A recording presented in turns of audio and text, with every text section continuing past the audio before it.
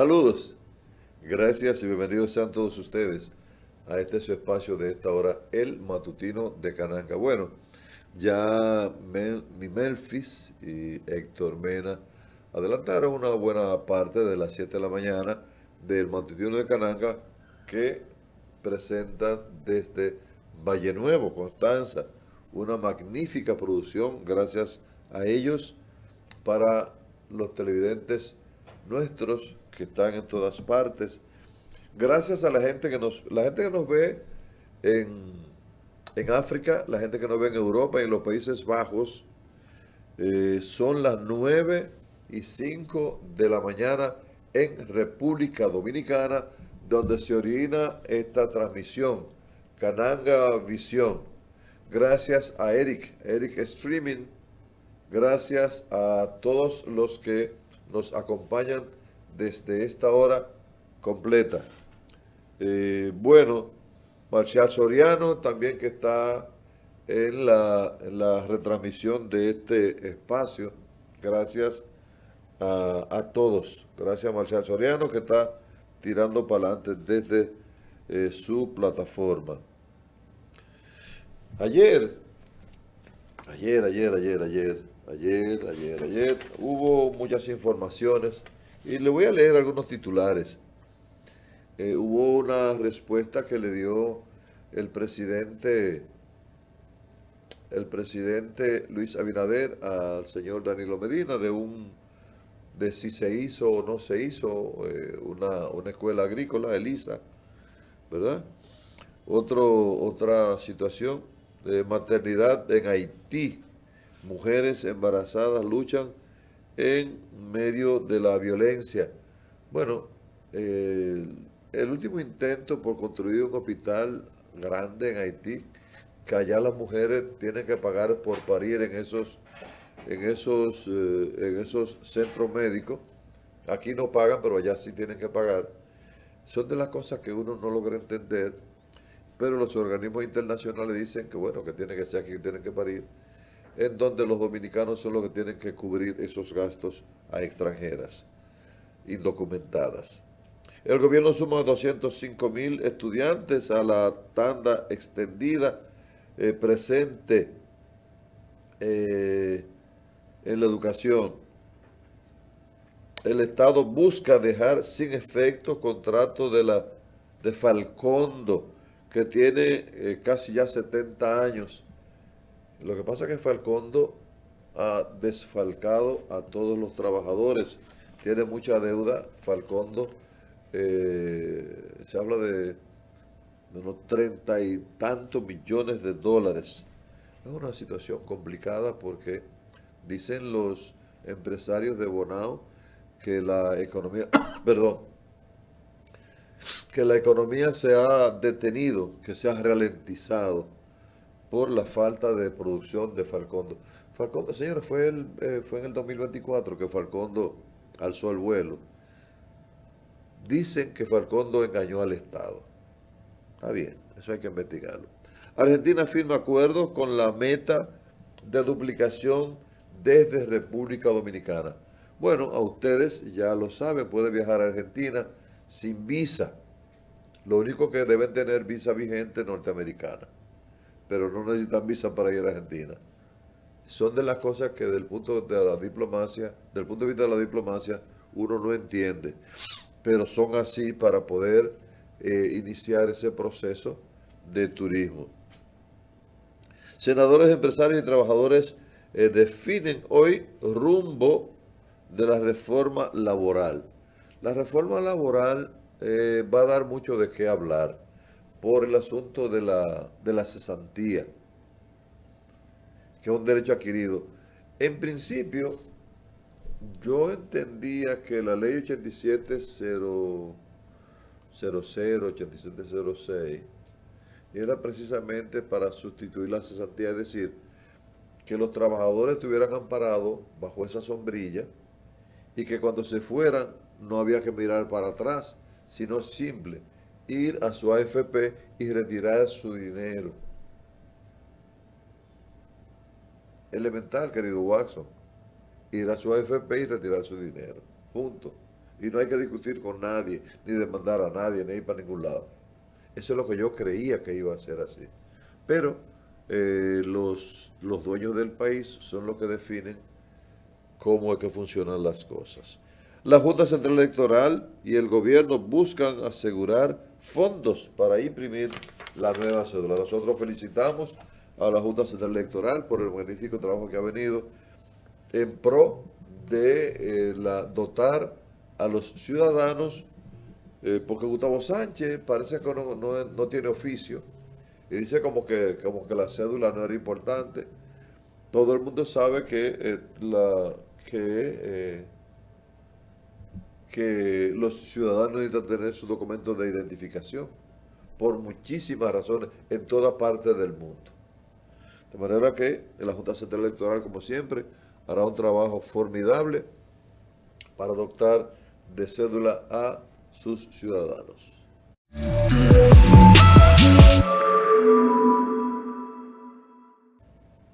El Colegio Dominicano de Periodistas está intentando elegir a Luis Pérez como su nuevo presidente. Esto ha destapado una crisis que a mi juicio no debió haber ocurrido por lo que implica y por lo que ha implicado clásicamente esa entidad para los periodistas. Yo quiero, antes de continuar, mostrar esta obra. Perfiles de la profesión periodística. Esta obra nosotros la escribimos fue registrada el 25 de mayo del 2006, primera edición en el 2007. ¿Cuántos años hace de eso, hermano? Eso fue en junio del 2007, la primera edición. ¿Cuánto? 18 años. 18 años, ¿verdad? Dice aquí, los hechos no dejan de existir solo porque sean ignorados. Thomas J. Huxley.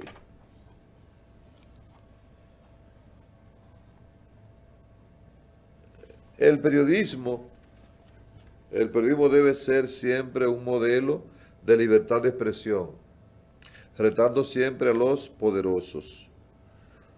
Ese señor yo lo entrevisté, se llama Rosenthal Calmon Alves, profesor e investigador de la Escuela de Periodismo de la Universidad de Texas.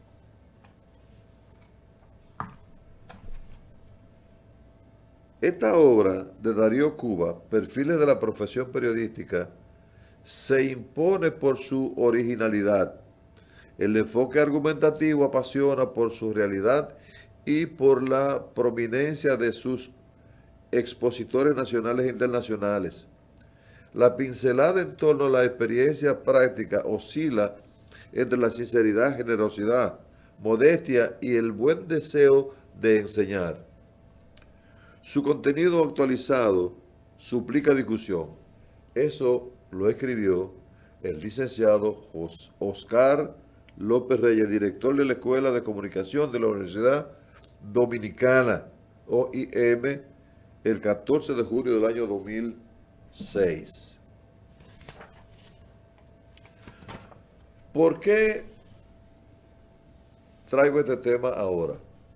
Porque hablé con Mercedes Castillo, expresidente del Colegio Dominicano de Periodistas, una mujer seria, decente, responsable, amable, todas las cualidades que puede tener un profesional de ese nivel. Y me comentaba que hay dos compañeros del Colegio de Periodistas, uno que según se ha dicho, se habría registrado sin tener las calidades, y otro que fue expresidente también, y que ambos, mientras se estaba haciendo la campaña en favor de Luis Pérez, fueron a registrar el nombre del movimiento Marcelino Vega, sin contar con la aprobación del Colegio de Periodistas. Entonces, yo digo lo siguiente. Nosotros estamos pasando vergüenza porque queremos frente a la sociedad. Esta obra, yo la discutí, se la presenté a varios rectores de la Universidad Autónoma de Santo Domingo y al mismo Colegio de Periodistas. Porque tenemos una dicotomía y quiero comenzar por ahí. ¿A qué me refiero? Bueno, me refiero a que las universidades gradúan a sus estudiantes de licenciado en comunicación social. En todo el resto del mundo se gradúan de periodistas, licenciatura en periodismo, para diferenciar entre los usuarios de estos medios del profesional que estudia la carrera. A ver, un locutor es un profesional de la palabra, pero no está tipificado como un comunicador social. Un comunicólogo, que así sale el título en México a las personas que estudian la carrera de periodismo, comunicólogo, pero en la RAE dice que comunicólogo es para República Dominicana y esta buena parte del mundo, que comunicólogo es la persona que es profesional de otra carrera, por ejemplo, ingeniero, abogado, médico, que utiliza estos medios, ¿verdad? Y entonces, que comunicador social, según lo que nosotros planteamos e investigamos, ya habla Darío Cuba, debe ser una persona que domine antropología, sociología de la comunicación social, psicología de la comunicación social, historia, arte y cultura. ¿Para qué? Para que esa persona pueda tener la posibilidad de explicar el movimiento de los grupos sociales frente a la sociedad.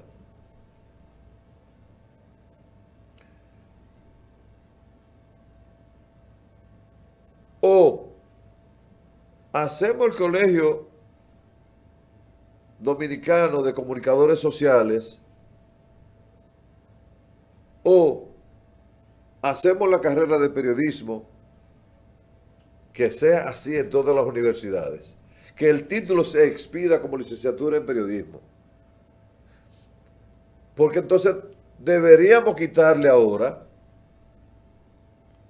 a ese Colegio Dominicano de Periodistas el nombre ahora y ponerle Colegio Dominicano de Comunicadores Sociales. Porque tenemos una situación para comenzar por algún lado a explicar el fenómeno. Para que comencemos a arreglar la casa. Y que ese colegio se encargue de elevar el nivel académico y de conocimiento de sus agremiados. Los colegios en ninguna parte del mundo son para pelear ninguna causa. No es verdad. Para eso están los sindicatos. Para eso está el Sindicato Nacional de Trabajadores de la Prensa. Porque ese colegio, entonces debemos decirle a las universidades, si queremos mantener el Colegio Dominicano de Periodistas, que la carrera debe llamarse licenciatura en periodismo para poder aplicar la ley 1091. Y entonces comenzar a revisar todo el que usa estos medios, que se identifique como tal. Porque no puede decir que es comunicador social, sino solo comunicador. Porque tenemos que poner la cosa en su puesto. A ver, vamos aquí al libro ahora, un momentito.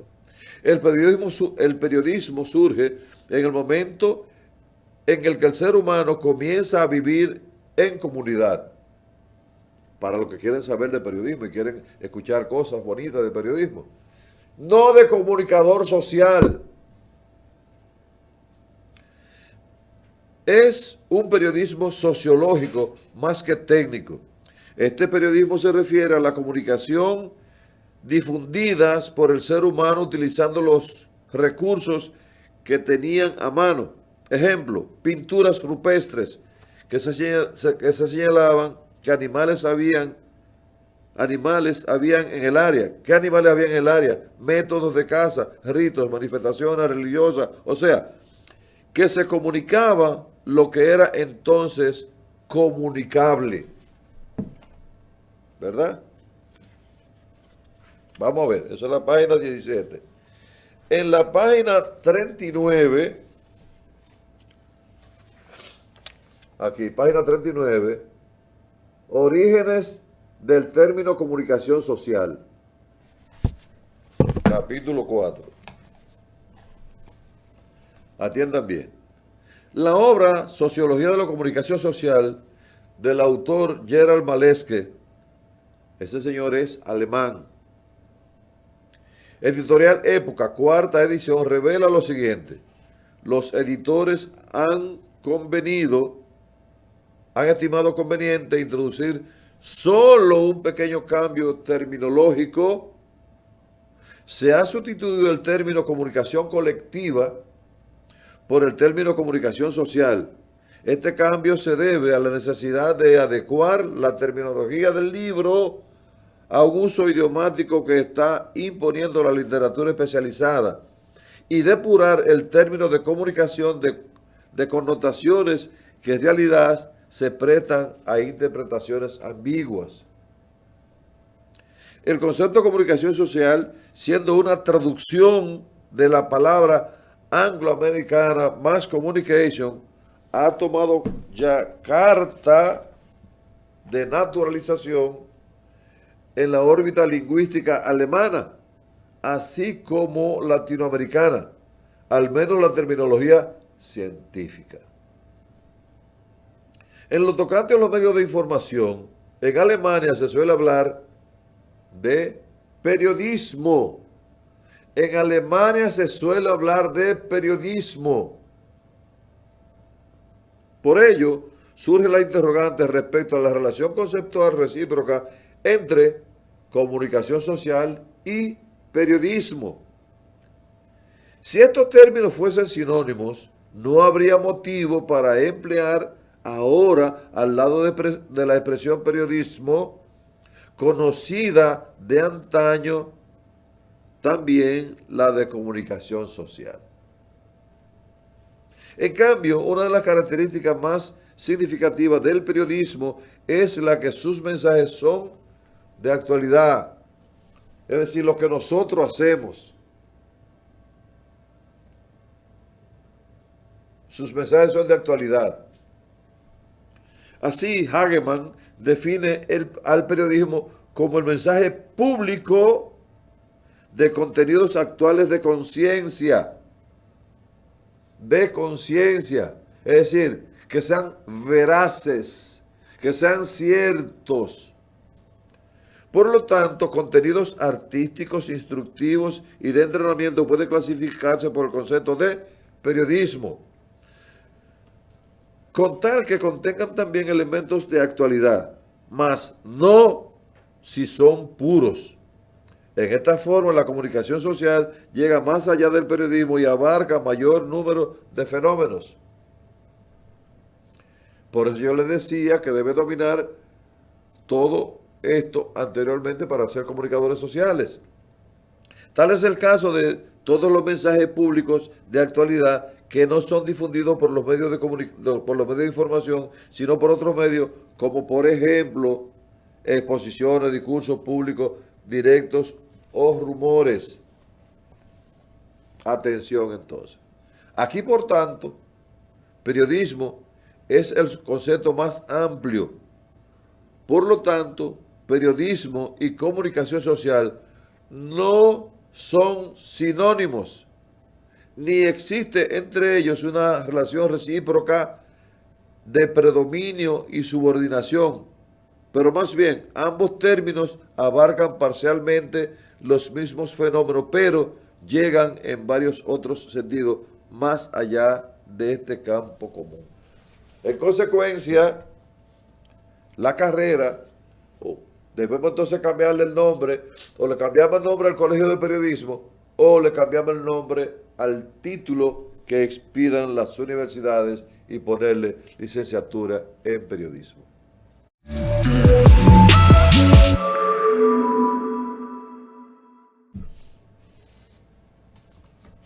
El mercado laboral crece con 121.164 personas ocupadas. Desempleo e informalidad bajan. Ese titular, yo no sé, déjalo ahí. Ese titular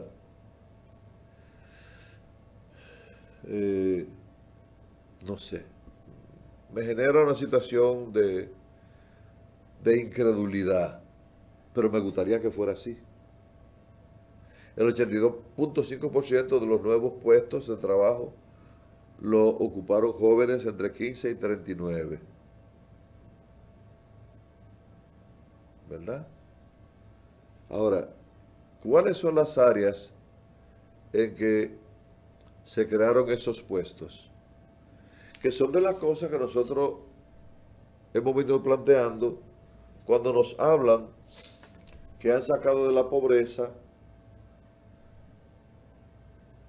a un porcentaje de ciudadanos a los que les regalan comida cocinada, a los que les regalan porciones de alimentos no cocinados y por los que ha habido la necesidad de crear más comedores económicos. Nosotros no nos sentimos contentos por eso, nos sentimos contentos por esto. Pero como tenemos hoy día el permiso, bueno, no tenemos el permiso por escrito, pero es de uso público, este trabajo de Diario Libre, vamos a escucharlo con la parte científica, con la IA. El mercado laboral crece con 121.164 nuevas personas ocupadas, desempleo e informalidad bajan. El 82.5% de los nuevos puestos de trabajo los ocuparon jóvenes de 15 a 39 años. En la República Dominicana, 5.123.548 personas ocuparon un puesto de trabajo entre abril y junio de este año, para un incremento de 121.164 nuevos ocupados netos respecto al segundo trimestre del 2024, según datos del Banco Central de la República Dominicana, BRCD. Esto muestra cómo el mercado laboral sigue reflejando un comportamiento positivo en los indicadores de ocupación, desocupación e informalidad. De acuerdo a la Encuesta Nacional Continua de Fuerza de Trabajo, ENCT, un sondeo que genera indicadores clave para monitorear el comportamiento del mercado laboral en el país, el 82.5% de esos nuevos puestos lo ocuparon jóvenes con edades entre los 15 y los 39 años. De igual forma, el 71.4% de los empleos adicionales, 86.532 puestos, fueron desempeñados por personas con estudios universitarios, evidenciando que los ocupados cuentan cada vez con una mayor formación académica. De esta cantidad, 78.440 fueron hombres, y 42.724 fueron mujeres. La tasa de ocupación, TOO, la relación entre el total de ocupados y la población en edad de trabajar, se mantuvo en 62.8% para de abril a junio de 2025, siendo la cifra más alta en la serie de este indicador, superior en un punto porcentual respecto a la tasa del segundo trimestre del año pasado. Esta tasa se encuentra en máximos históricos, a lo que se añade una tasa de desocupación y de informalidad que está en torno a sus mínimos desde que la entidad monetaria iniciara este sondeo.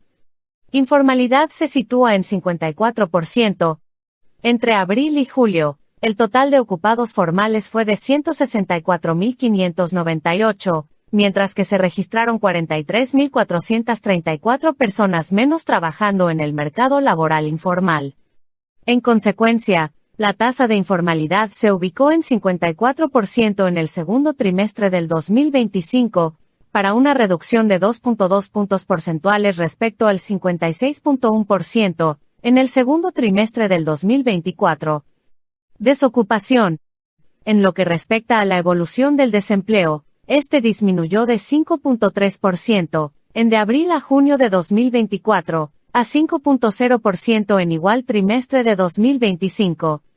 En tanto, la tasa de desocupación abierta, es decir, el porcentaje de los desocupados que están buscando activamente trabajo como proporción de la fuerza laboral, luego de haber alcanzado 8.0% en el primer trimestre de 2021 como consecuencia de los efectos de la pandemia, ha venido reduciéndose hasta permanecer en los últimos trimestres en torno a sus valores mínimos dentro de la serie histórica, puntualizó el BCRD.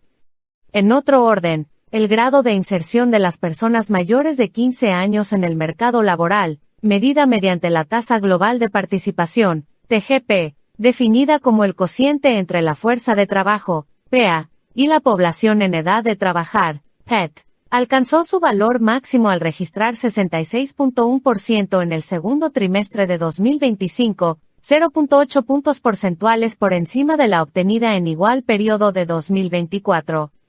ANGE, el 45% estudian carreras de bajo salario. El dilema del Banco Central. Cuando el aula no conecta con el empleo, el triángulo roto del desarrollo. Bien, señores, miren, nosotros hemos iniciado un camino de mostrar cortos que nosotros no lo hemos hecho, pero como son públicos y son educativos, y nuestro canal, gracias a Dios, tiene otro blanco de público, nacional e internacional, pues lo colocamos y hacemos un comentario. Recuerdo que en esta misma semana colocamos